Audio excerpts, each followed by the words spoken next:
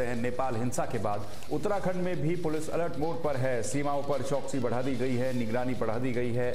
इसके अलावा तमाम दिशा निर्देश भी दिए जा रहे हैं। पुलिस मुख्यालय से अपडेट लिया जा रहा है। लगातार पुलिस मुख्यालय इन तीनों जिलों के अपडेट ले रहा है। नेपाल हिंसा के चलते उत्तराखंड में भी अब पुलिस अलर्ट पर है, क्योंकि उत्तराखंड का बड़ा हिस्सा नेपाल की सीमा से लगता है। सीमावर्ती जिलों में बढ़ती जा रही है अतिरिक्त सुरक्षा।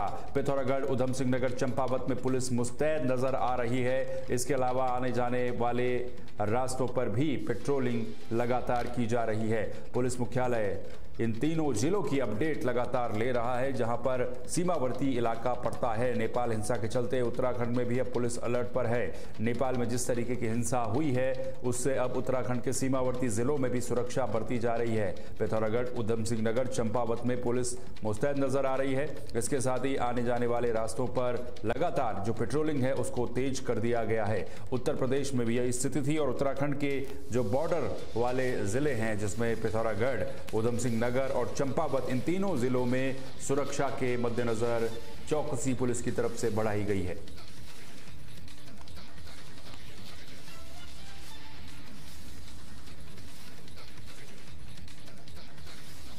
वहीं नेपाल हिंसा के बाद मुख्यमंत्री पुष्कर सिंह धामी भी अलर्ट मोड पर है। मुख्यमंत्री पुष्कर सिंह धामी ने तमाम जो सुरक्षा से जुड़े हुए अधिकारी हैं, पुलिस प्रशासन के अधिकारी, उनके साथ एक बड़ी बैठक की है। ये बड़ा अपडेट इस समय आपको हम बता रहे हैं। नेपाल हिंसा के बाद पुलिस और एसएसबी के बड़े अधिकारी इस बैठक में शामिल हुए हैं।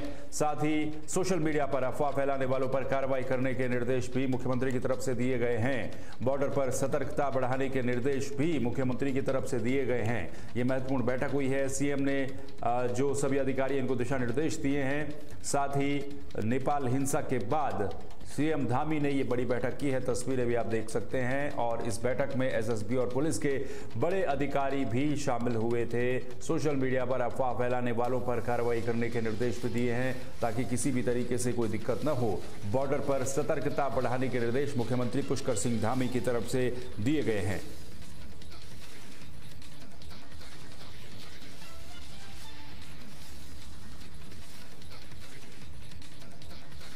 वहीं मुख्यमंत्री पुष्कर सिंह धामी पूर्व मुख्यमंत्री भुवन चंद्र खंडूड़ी का हालचाल जानने, उनकी कुशलक्षेम जानने अस्पताल पहुंचे, जहां पर मुख्यमंत्री ने उनसे मुलाकात की है।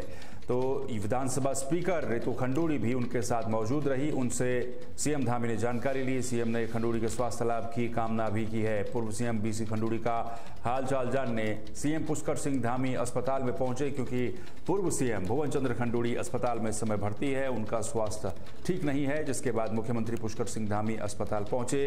अस्पताल में पहुंचकर सीएम ने बीसी खंडूड़ी की कुशलक्षेम जानी है। तस्वीरें भी आप देख सकते हैं किस तरह से मुख्यमंत्री ने ये तस्वीरें साझा करके ये जानकारी सोशल मीडिया पर दी कि वो पूर्व सीएम भुवन चंद्र खंडूड़ी का हालचाल जानने अस्पताल पहुंचे हैं। भुवन चंद्र खंडूड़ी काफी समय से बीमार भी चल रहे हैं और अस्पताल में भर्ती हैं।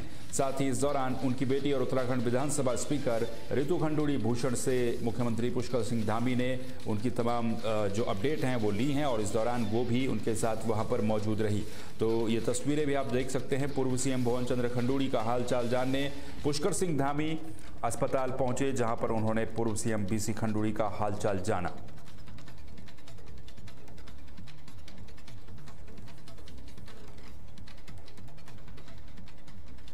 और वहीं उत्तराखंड के मुख्यमंत्री पुष्कर सिंह धामी ने सीपी राधाकृष्णन को देश का उपराष्ट्रपति बनने पर बधाई भी दी है, शुभकामनाएं दी है। मुख्यमंत्री पुष्कर सिंह धामी ने कहा है कि पीएम मोदी पर देशवासियों का अटूट भरोसा है।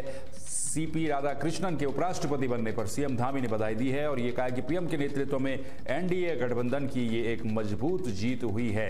सीपी राधाकृष्णन 15वें उपराष्ट्रपति बने हैं और ये भी कहा है मुख्यमंत्री पुष्कर सिंह धामी ने कि राधाकृष्णन के नेतृत्व में लोकतंत्र और भी ज्यादा मजबूत होगा और साथ ही पीएम पर देशवासियों का अटूट भरोसा है, उसी की ये जीत एनडीए गठबंधन की भी हुई है। तो एनडीए गठबंधन के प्रत्याशी थे सीपी राधाकृष्णन, उपराष्ट्रपति पद पर चुनाव हुआ, जिसके बाद सीपी राधाकृष्णन देश के 15वें उपराष्ट्रपति बने और इस दौरान मुख्यमंत्री पुष्कर सिंह धामी ने भी उन्हें शुभकामनाएं दी हैं। इसके अलावा मुख्यमंत्री पुष्कर सिंह धामी ने कहा है कि ये जीत एनडीए गठबंधन की एक बड़ी जीत है और इसके अलावा पीएम मोदी पर देशवासियों का अटूट भरोसा है। सीपी राधाकृष्णन के नेतृत्व में उनका जो अनुभव रहा है, उस अनुभव को देखते हुए देश नई ऊंचाइयों को छुएगा और इसके अलावा लोकतंत्र और भी ज्यादा मजबूत होगा। आपको सुनाते हैं मुख्यमंत्री पुष्कर सिंह धामी ने क्या कहा है।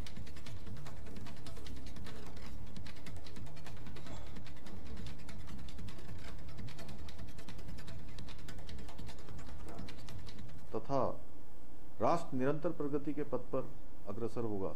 आदरणीय प्रधानमंत्री श्री नरेंद्र मोदी जी के नेतृत्व में यह एनडीए गठबंधन की मजबूत जीत है। राष्ट्र सेवा में समर्पित आदरणीय प्रधानमंत्री श्री नरेंद्र मोदी जी पर सभी देशवासियों का अटूट भरोसा है। माननीय सीपी राधाकृष्णन तो मुख्यमंत्री पुष्कर सिंह धामी ने शुभकामनाएं दी और बधाई दी है सीपी राधाकृष्णन को। सीपी राधाकृष्णन देश के 15वें उपराष्ट्रपति बने हैं, एनडीए गठबंधन के उम्मीदवार थे और धामी का यही कहना है कि एनडीए गठबंधन की एक मजबूत जीत है। इसके अलावा उनका ये कहना है कि सीपी राधाकृष्णन के नेतृत्व में लोकतंत्र और भी ज्यादा मजबूत होगा। फिलहाल के लिए बस इतना ही। बाकी खबरों के लिए आप बने रहिए तहलका डिजिटल के साथ। नमस्कार।